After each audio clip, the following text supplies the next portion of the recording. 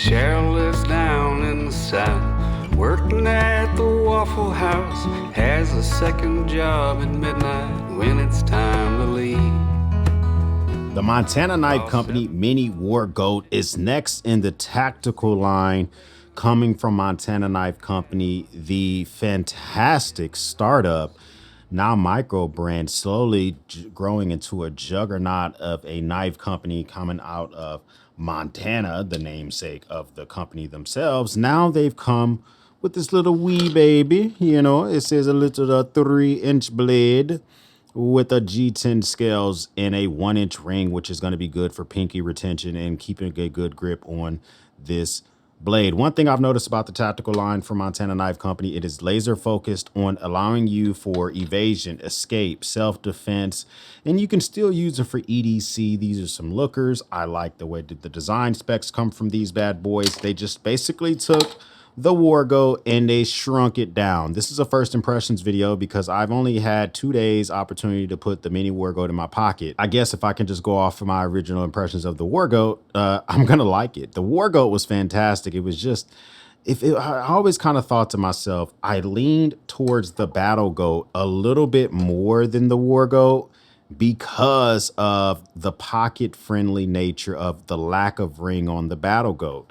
Now they've shrunk down the Wargoat to the mini Wargoat, and it is like this pocket-friendly monster, which works well in the mag pocket if you're wearing certain types of trousers, which I wear like out of 7 days a week. I wear trousers, whether they're Vertex 511, Columbia, or whatever, that has the mag pocket, and that's where I normally wear fixed blade knives. But this one's so small, you can let this free ball in your front right pocket. You can clip it to your front right pocket. If your front right pocket has a U shape, this is even going to be more comfortable to carry.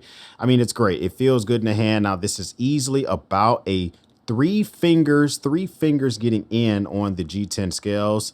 The last finger is going to find its home inside the ring. This is how this knife feels most comfortable to hold.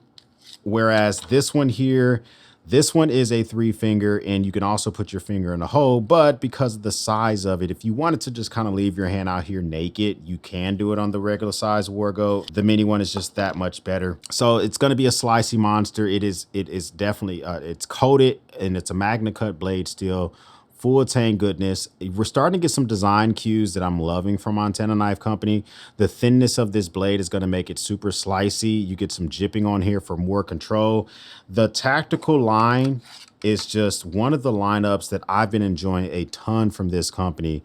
The sear gets used by me all the time. I just got into a fight with a couple of frogs in my pool the other day. The sear comes in handy because of the length of the knife to be able to catch a frog slipping. The mini Wargoat is something that I can use for something like that as well. I mean, even they're coming through with the kind of mid-size knives that they can coming in this collection as well. And then, as mentioned earlier, of course, you do have the Battle Goat. All these naming conventions have to do with the animals found in Montana. Those goats are crazy. Those goats are ready to fight. They do crazy stuff whether they're in mating season or they're running, trying to avoid being put down by a hunter or whatever. That's kind of where the naming conventions comes from, those tough goats that you find in the Montana backcountry. And that's where these names come from. If you're kind of looking for a knife that I think is a do-all, it's a doer. The reason that you look at Montana Knife Company is made in America, lifetime warranty. They absolutely are backed and supported by veterans, meaning that before Josh Smith or any of his designers come out with a new knife, they're getting the perspective of veterans. They're getting the perspective of people that are going to be in the backcountry. They're getting the perspective of people that are hunters or even fishermen. And they're trying to figure out, why will this knife work or why won't it work? And then they implement it. So a lot of times folks say, well, that knife looks like it's something from TKL. That knife looks like it's something from Tor Knives. Well, let's just keep it real. Knives have been around for thousands of years. Pretty sure they're going to eventually start to look the same. The subtle differences are what you feel in the hand. The texturing on these G10 scales, God tier. This loop ring and then actual jipping on the ring, God tier. I have something like that from similar companies, that small details matter. The coating on these blades, God tier. Look at my Sear 25. And when I say that this thing has been around chlorine, I have beat it with rocks, which I probably should not have. I have hit it with logs. I have used it for camping. I've used it to destroy some frogs' lives, all sorts of stuff. The coating holds up, and I can wipe this down and it's going to look really, really good. So the coating that they're doing on these bad boys are fantastic. Master Bladesmith Josh Smith is another asset for the company. His designs are fantastic. The sharpening that he's doing out there and what he's teaching to these young apprentices are fantastic. They let you know who sharpens your knife. This was sharpened by Tristan. This was QA or QC was Melissa, packaged up by Melissa. And they're also telling you the do's and don'ts of this Sharp AF knife. These drop June 12th. They sell out fast.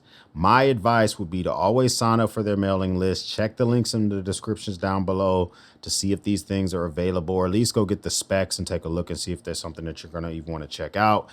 And ultimately, you know, this is not the first time that I review one of their knives. If I didn't like what I was getting, I wouldn't let them keep sending me any. I just, full disclosure, Montana Knife Company sent me the mini Wargoat. They didn't pay me any money for this video. Matter of fact, they didn't even know I was going to make this video today. So that's something that you may want to decide as well. Take that with a grain of salt because I got a free knife, but a free knife doesn't really dictate how I do my videos because I will tell you things I do and don't like about them. That being said, I don't have any negatives about this knife yet because I just got it 3 days ago and I've only had it in the pocket for 2 days. So can I really give you a full review about it? No. Have I used it in the kitchen for simple slicing tasks? Yes. Is it as slicey as a traditional knife that you may use in the kitchen? The blade shape maybe not lends itself for that. I've had stuff from like Spyderco that lends itself well for stuff like that. But, you know, for simple tasks, if you're going to be taking it in there, if you're going to be cutting that last piece of meat that's coming off the grill, you're going to be slicing up fruit, you're going to be doing all that type of stuff. It works well just for that. And if you're looking for an EDC monster that you can use for evasion, escaping, or self-defense, I think that this is a go. Final pricing on it, have no clue. Check the link down below. If it is keeping up with their conventional pricing scheme, I can see this landing between $200 and $350. I'm not really sure. They are starting to get a little bit more competitive with their pricing, especially as some of their competitors catch up with Montana Knife Company. So that's something for you to think about as well. But let me know, what do you think about the Mini Wargoat by Montana Knife Company? Is this a smash or a pass? Put an S for smash or a P for pass down below. I would love to know what your comments down below. If this is your first time stopping by, well, hit that subscribe button. I would love to have you a part of the battalion. If this is not your first time stopping by, well, thank you once again for watching me run my grape. For everyone else, we'll speak soon.